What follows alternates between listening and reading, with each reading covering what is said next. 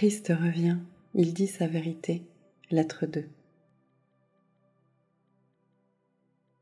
Mes disciples me rejoignirent un instant plus tard. En entrant dans la ville, ils parlèrent aux gens et ordonnèrent aux foules qui se rassemblaient de se rendre vers un terrain en pente qui se trouvait derrière les habitations. Debout sur un rocher au milieu d'eux, je commençai à parler.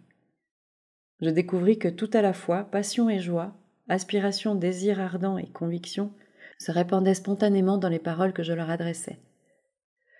Vous êtes cruellement éprouvés et vous êtes là. Vos charges s'accumulent avec l'âge.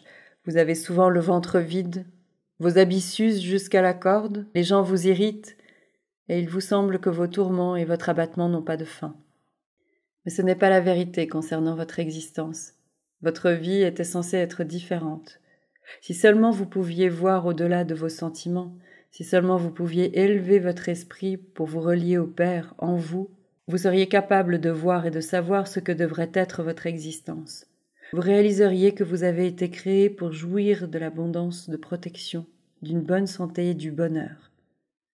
Mais comme vous vivez quotidiennement dans la crainte du bien et du mal, et que vous croyez et escomptez que cela va vous arriver, plus que vous ne croyez que le Père est vie et amour et abondance en vous, vous accordant tout ce dont vous avez besoin pour votre santé et votre bien-être, ce sont les expériences du bien et du mal que vous craignez le plus et que vous attirez dans votre vie et votre corps.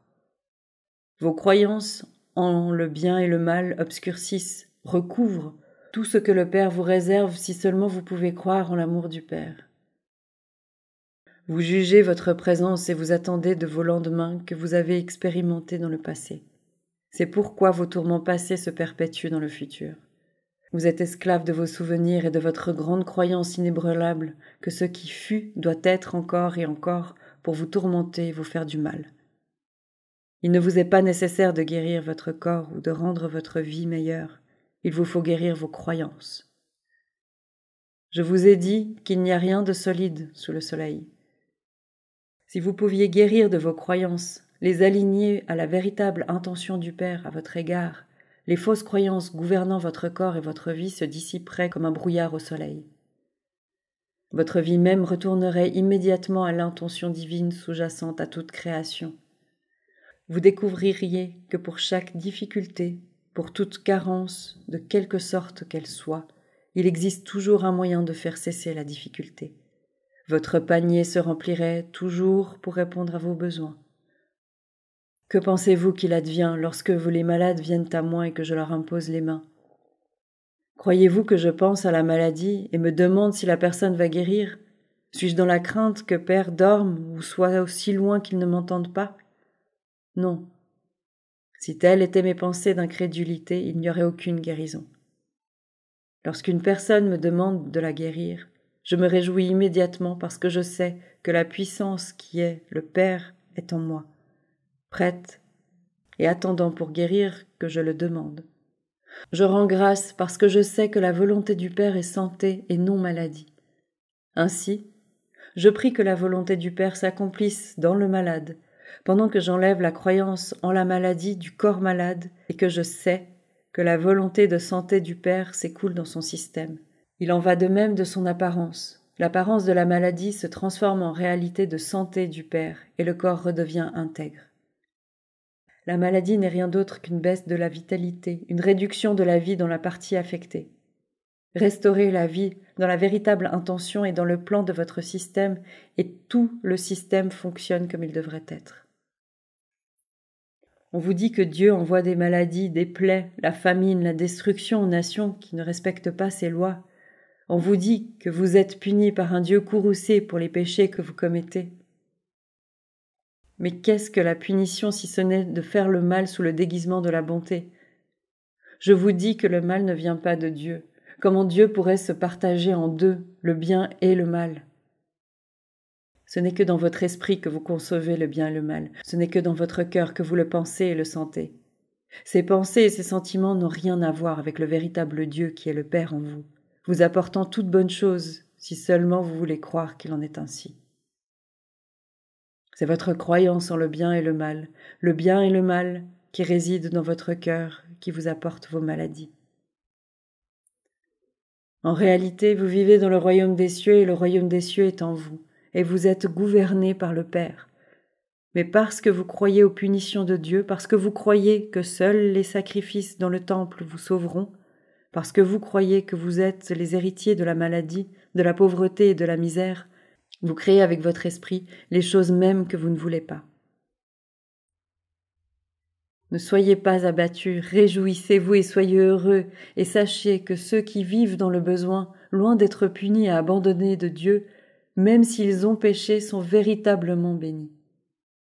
L'homme qui ne possède rien est riche de la puissance du Père, si seulement il l'écoute, lui fait confiance et vit en lui. Car lorsque vous avez le ventre plein, que votre corps connaît le bien-être et que vous avez l'esprit et le cœur en paix, vous n'avez absolument pas besoin à ce moment que le Père devienne actif en vous pour satisfaire vos besoins. Vous croyez que vos propres pensées et vos mains satisfont aisément à vos besoins, de sorte que quand vous parlez de Dieu, vous ne pouvez parler que de ce que vous en avez entendu dire par les autres. Vous, vous-même, n'avez aucune expérience directe de Dieu. Voyez les riches. Ils s'attachent, sombres et s'enlisent dans leur propre richesse. Ils se lèvent le matin et vont à leur labeur quotidien sans rien savoir de la puissance du Père en eux. Ils pensent à ce qui accroîtra leur richesse, à ce qui pourra renforcer leur moi. Ils donnent des ordres qui surchargent ceux qui les servent. Ils vivent leur vie conformément à leur propre choix. Ainsi, parce qu'ils puisent leur vie limitée dans leur seule pensée humaine limitée qui émane de leur esprit et leur cœur physique, ils tombent malades et vivent autant de misère que l'homme qui ne possède rien. Ils ne réalisent pas qu'ils ne vivent qu'à moitié parce qu'ils ne sont pas en contact avec la source de la vie, le Père en eux. Ils ne voient jamais que tout le bien qui est venu dans leur vie n'est pas de leur propre invention, mais l'œuvre d'amour du Père caché en eux. Les dirigeants spirituels sont à l'aise dans leur confort et leur position d'autorité. Ils n'ont besoin de rien de plus que leur propre satisfaction physique. Parce qu'ils n'ont pas les connaissances personnelles de Dieu, ils doivent lire dans leurs livres sacrés les paroles de saints prononcées il y a 1000 ans, et ils disent au peuple ce qu'ils pensent que ces paroles signifient. Mais tout ce qu'ils disent est tiré de leur petit esprit emprisonné dans le confort de leur vie et se perdent dans l'attente de ce qu'ils mangeront et boiront et des vêtements dont ils se pareront pour impressionner les gens. Ils ne savent rien de l'inspiration qui a donné naissance aux paroles prononcées par les prophètes tous ces siècles passés. Ni ne savent si ces paroles sont ce que vous avez besoin d'entendre en ce moment, car les temps ont changé. Croyez-moi, les riches et les dirigeants religieux sont versés dans des choses terrestres et ne veulent pas déroger à ce qu'ils considèrent être sûr et éternel dans les traditions et leurs pratiques. Toute déviation secourra les fondations de leurs croyances et par conséquent de leur vie, et c'est ainsi qu'ils construisent des défenses mentales contre l'influx de la puissance du Père. Eux aussi tombent malades, et à leur manière connaissent la misère comme vous qui ne connaissez pas le confort terrestre. Il n'y a pas de différence entre vous qui possédez peu dans la vie et ceux qui ont tout, car riches et pauvres confondus tombent malades, se font des ennemis et se retrouvent seuls. Mais votre potentiel est énorme pour acquérir davantage que ne pourront jamais espérer acquérir les religieux et les riches, en santé, bonheur, amitié et réalisation de la vie que vous avez choisie. Et lorsque tout sera accompli, vous saurez que les opportunités, la capacité, l'inspiration seront toutes venues du Père en vous, parce que vous saurez que vous n'auriez jamais pu faire de telles choses si vous n'aviez pas demandé au Père en vous de vous aider à utiliser vos talents, de remplir vos assiettes de nourriture, de vous mettre des habits sur le dos et d'assurer le bonheur et une belle vie à vos enfants. Toutes ces choses, le Père les fera pour vous, si seulement vous demandez et croyez, et savez et vous rappelez en tout temps que c'est la nature du Père de créer puis de pourvoir abondamment aux besoins de toute sa création. Tout comme vous ne priveriez pas volontairement vos enfants des choses dont ils ont besoin, ainsi votre Père ne vous prive jamais volontairement de tout ce dont vous avez besoin pour que votre vie soit heureuse. Si vous êtes pauvre, c'est parce que vous n'avez pas encore compris la nature du Père, ni n'avez compris que vous devez travailler avec le Père pour subvenir à vos besoins. Vous devez saisir immédiatement les occasions divines qui vous sont présentées pour vous aider à avancer. Si seulement je pouvais vous montrer et vous faire voir et croire que quand vous vous lamentez, votre tristesse est connue du Père. En temps voulu, votre tristesse changera en joie si seulement vous vous tournez vers le Père et observez le travail qu'accomplit l'amour-Père en vous. Vous découvrirez un confort qui dépasse tout ce que vous pensiez être possible. Que vous êtes bien heureux si vous êtes affamé et assoiffé, car vos besoins sont connus du Père. Ces besoins seront satisfaits si vous cessez de gémir et commencez à prier le Père et lui demander en croyant que vous recevrez. Comment pouvez-vous croire que pour manger et être habillé comme il se doit, il vous faut d'abord vous rendre au temple et brûler des offrandes provenant des créatures mêmes du Père, pour qu'elles payent pour vos péchés? Ne voyez-vous pas que les créatures vivantes que vous brûlez ont été créées pour jouir de la vie aussi bien que vous-même avez été créés pour jouir de la vie? Elles ont été créées pour être une bénédiction et bénies sur cette terre, tout comme vous êtes nés pour être une bénédiction et bénis, car c'est la nature de l'amour-Père révélée dans sa création. Si vous vous rappelez que ce que vous croyez sincèrement est ce que vous recevez, ne voyez-vous pas que cette croyance juive des sacrifices de créatures vivantes dans le temple ne vous apportera rien d'autre que de la misère? Croyez que le fait de tuer et de détruire est le bon moyen d'atteindre Dieu, et c'est ce que vous vivrez, massacre et destruction. Si vous avez faim et soif, c'est parce que vous vous détournez du Père qui est en vous. En cédant à des pensées effrayantes, à l'anxiété et à des sentiments de désespoir, vous créez les mêmes conditions que vous désirez changer. C'est à vous-même que vous faites ces mauvaises choses. Par conséquent, vous êtes encore plus bénis lorsque vous avez faim et soif de bonté et de contact avec le Père en vous, parce qu'alors vous serez sûrement remplis 100 fois. Bienheureux serez-vous quand vous serez pris dans un conflit et pourrez tout de même avoir de la sollicitude pour votre prochain et être le pacificateur. Vous portez en votre cœur l'amour qui vient du Père et vous êtes vraiment un enfant du Père. Bienheureux serez-vous lorsque vous aurez été profondément lésé par autrui, mais pourrez pardonner et montrer de la miséricorde, vous abstenant de demander justice ou des moyens de le persécuter. Vous vous mettrez directement en harmonie avec l'amour qui est Dieu actif en vous, et c'est ainsi même que vous serez épargnés dans les temps agités. Les plus bénis de tous sont les purs de cœur, car ils se sont débarrassés de toute colère, haine, vindicte, méchanceté, envie, sécheresse de cœur, et se tiennent devant le monde comme l'amour rendu visible, et ils connaîtront que la réalité est le Père en eux. Comment puis-je vous aider à voir cette grande vérité? Comment puis-je vous aider à voir la réalité du royaume des cieux, le royaume de Dieu? Vous n'avez pas à lever les yeux au ciel, parce que ce n'est pas là que vous verrez l'activité du Père si clairement qu'elle devrait forcément renforcer votre foi. C'est là que les gens, au fil des siècles, ont fait la grande erreur de chercher en eux-mêmes leurs rêves et leur imagination et se sont créés eux-mêmes un Jéhovah qui n'existe pas. Vous ne trouverez pas le Père quelque part dans les cieux au-dessus de vous. Le Père ne réside pas en un endroit particulier, mais tout autour de vous et en toutes choses. Vous pouvez voir l'œuvre merveilleuse du Père. Regardez autour de vous croître le blé, l'herbe, les fleurs, les arbres, les oiseaux et toutes choses vivantes. Vous verrez l'œuvre mystérieuse et magnifique du Père, sans cesse active. C'est là que le Père maîtrise tout à la perfection. Vous pouvez voir qu'il y a ordre et loi parfaits, croissance, développement et finalement moisson pour bénir l'homme et les bêtes et les oiseaux.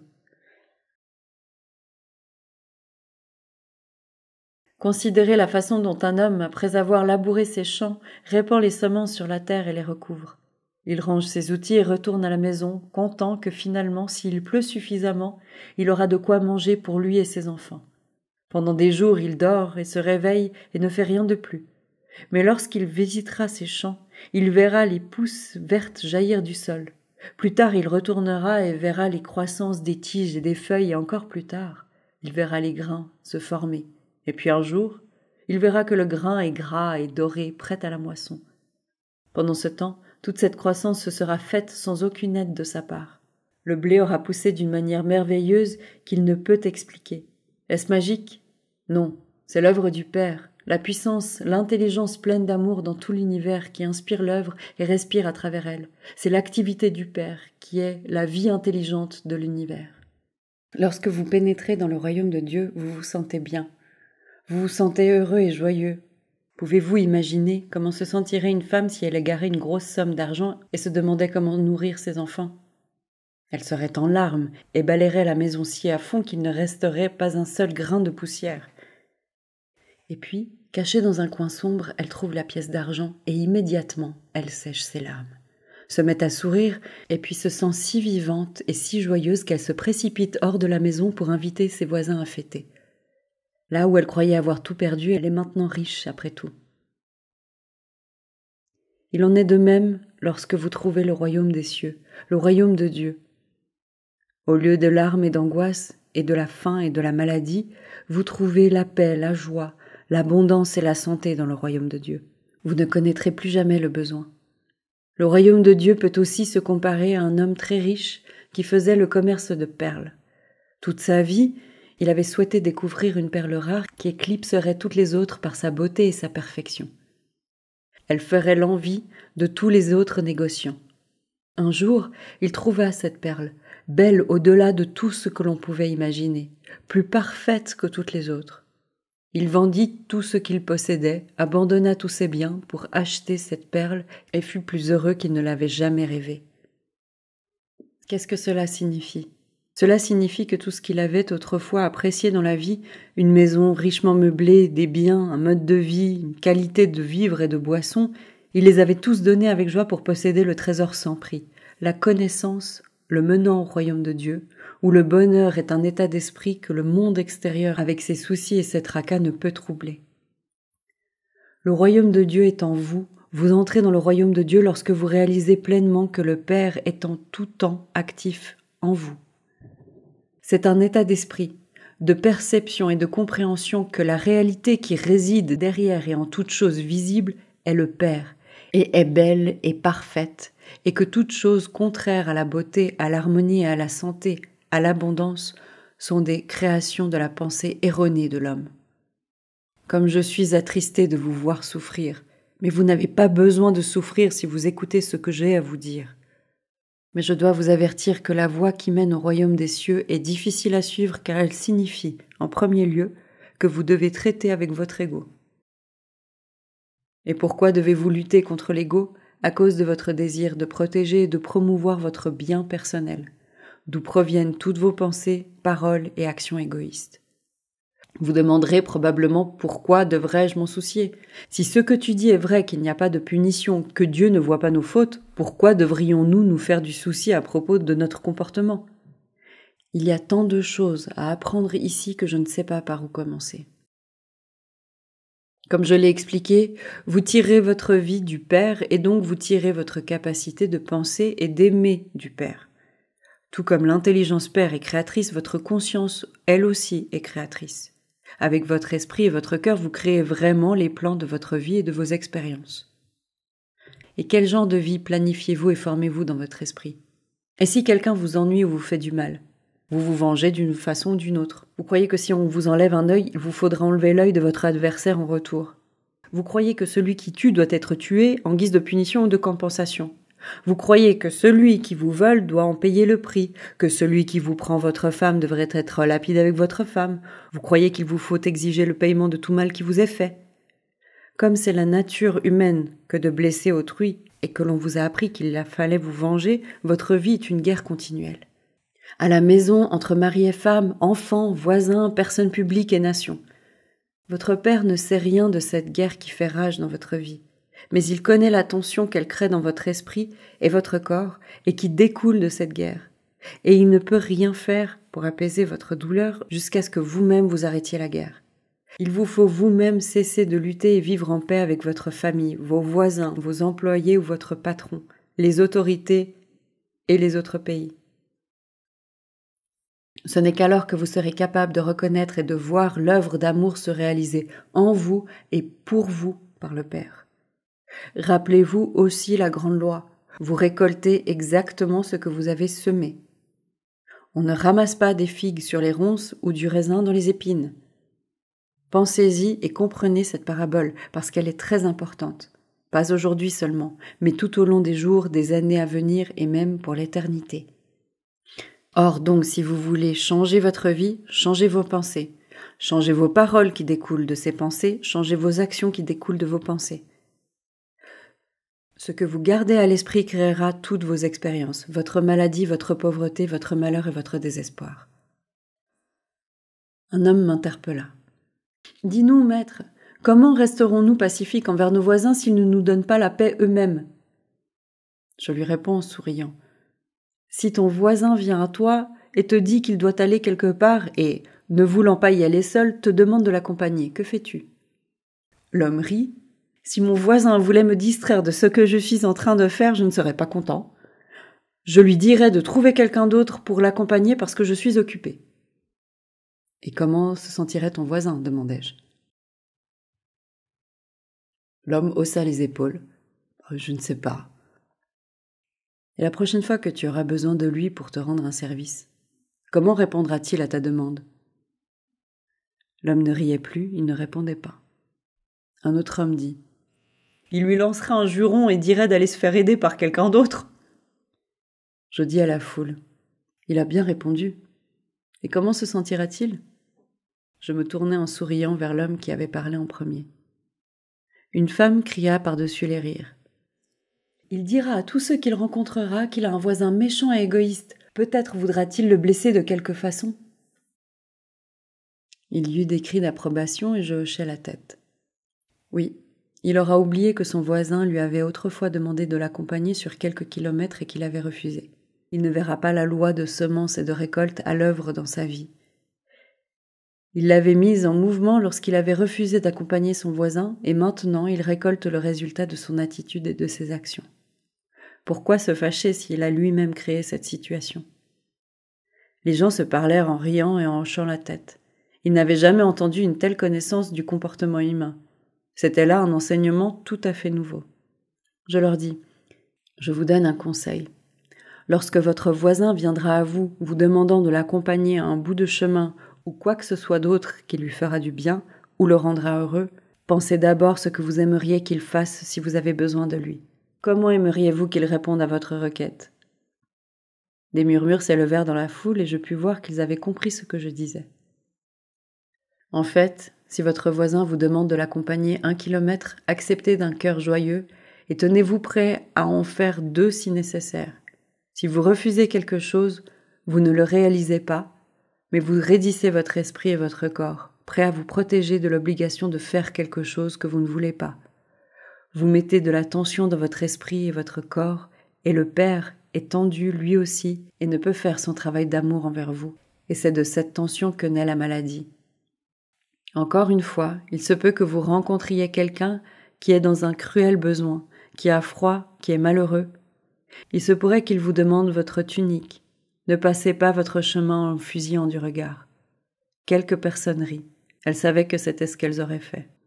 Non, donnez-lui votre tunique, et s'il a vraiment froid, donnez-lui aussi votre manteau, et continuez votre chemin en vous réjouissant. « En me réjouissant ?» demanda une voix incrédule. Je ris et dis « Oui, mon ami, en te réjouissant. Tout d'abord parce que tu avais une tunique et un manteau à donner, et ensuite parce que tu réalises que maintenant, tu as toi-même besoin d'une tunique et d'un manteau. Ton Père en toi va rapidement te retourner la tunique et le manteau d'une façon surprenante.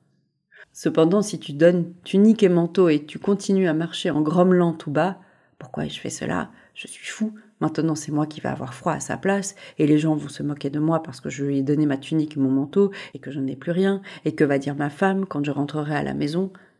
Les gens approuvaient et riaient à l'idée de voir un homme donner tunique et manteau avant de se demander quelle bêtise il avait faite. Je savais que très souvent, ils se privaient pour aider les autres, mais pour ensuite regretter leur générosité. J'attendis un moment puis j'élevai la voix pour attirer leur attention. Ne vous ai-je pas dit clairement que vos pensées, vos paroles, vos actions créent votre vie future ? Alors que voulez-vous semer pour récolter après que vous ayez donné votre tunique et votre manteau à cet étranger ? Voulez-vous que votre cadeau vous revienne ou voulez-vous rester sans tunique et sans manteau pour longtemps, très longtemps, parce que c'est ce qui vous arrivera si vous continuez votre chemin en colère, fâché d'avoir donné votre tunique et votre manteau. Vos paroles et actions vont sceller, rendre dure comme le roc la pauvreté que vous vous êtes vous-même apportée en donnant votre tunique et votre manteau. Les gens ne souriaient plus, ils ne riaient plus. Ils restèrent tous tranquilles et écoutèrent attentivement. Rappelez-vous, d'abord faites à autrui ce que vous aimeriez que l'on vous fasse, et ensuite votre esprit et votre cœur seront en paix et dans le contentement, et le Père sera en mesure d'accomplir son travail d'amour dans votre corps, votre esprit et votre cœur. Donnez, donnez abondamment et réjouissez-vous d'avoir des choses à donner à ceux qui sont dans le besoin, parce qu'en donnant ainsi, vos bienfaits vous seront retournés dont vous en avez le plus besoin. Donnez avec un cœur heureux. Donnez avec la foi et la connaissance que là où il y a un besoin dans votre vie, le Père fera son travail d'amour abondamment en vous et pour vous. Ne faites rien d'un cœur lourd, parce qu'un cœur lourd est ce que vous continuerez à avoir. Donnez tout, l'esprit joyeux, afin que tout dans votre vie ne puisse vous apporter que de la joie et de la compréhension spirituelle. Un homme commenta. C'est contre la nature de l'homme. Il est naturel de craindre le futur. Les habits sont chers, la nourriture n'est pas facile à trouver, la vie est une lutte perpétuelle. Je répondis à haute voix, parce qu'il ne disait que ce que je savais que la plupart de mes auditeurs pensaient. Mais tu ne sais pas avec certitude que tu vas devoir lutter pour vivre demain. Tu ne sais pas que demain tu n'auras pas un travail splendide ou toute autre chose merveilleuse qui viendra à toi. Tu ne sais pas cela. Mais ce qui est tout à fait certain, c'est que tu agis en sorte de ne pas t'offrir un travail extraordinaire ou quelque autre occasion merveilleuse dans ta vie, parce que tu crées des circonstances de tes lendemains. Il se fâcha. Moi? Et comment le fais-je? Est-ce que je ne viens pas de te le dire? Je me tournai vers ceux qui riaient. Dites-moi comment cet homme, là devant vous, en tunique rouge, crée-t-il ses lendemains? La foule resta silencieuse, mais un très jeune homme, Marc, me cria. « Je sais. Il a dit qu'il devait lutter pour acheter de la nourriture et des habits. Tu nous as dit que c'est ce que nous pensons et disons que nous recevrons. » Exactement, dis-je. Tu es un garçon très intelligent, tu as compris. Veille à ne pas te créer les choses que tu ne veux pas. Et je serai heureux que tu deviennes mon disciple quand tu seras plus âgé et que tes parents te laisseront aller. Quelques personnes rirent, mais d'autres restèrent silencieuses. Je voyais qu'elles ne croyaient pas un mot de ce que je disais. Vous n'entrerez jamais dans le royaume des cieux en étant anxieux. Si votre vie est difficile aujourd'hui, pourquoi le déplorer? Vous sentirez-vous mieux en continuant à vous plaindre? Vos larmes éclaireront-elles votre journée? Et si vous vous inquiétez à propos de demain, vous vous créez des lendemains sombres et lourds avant même d'y arriver. Pourquoi le faire? Quel bien cela va-t-il vous faire? Quand est-ce que l'anxiété a jamais accompli quelque chose pour vous? Vous pourriez aussi bien essayer de grandir en vous inquiétant d'être trop petit. Non, ne vous arrêtez pas sur ce que vous n'avez pas. Arrêtez-vous sur les choses qui peuvent être les vôtres si vous vous tournez vers le Père en vous, en demandant avec une foi parfaite, en croyant que vous recevrez. Et je vous dis sans crainte de me voir contredire que vous les recevrez. Mais il vous faut demander correctement en croyant. Vous ne recevrez rien si vous demandez et doutez en même temps d'avoir été entendu, ou que le Père aura envie de vous donner ce que vous désirez.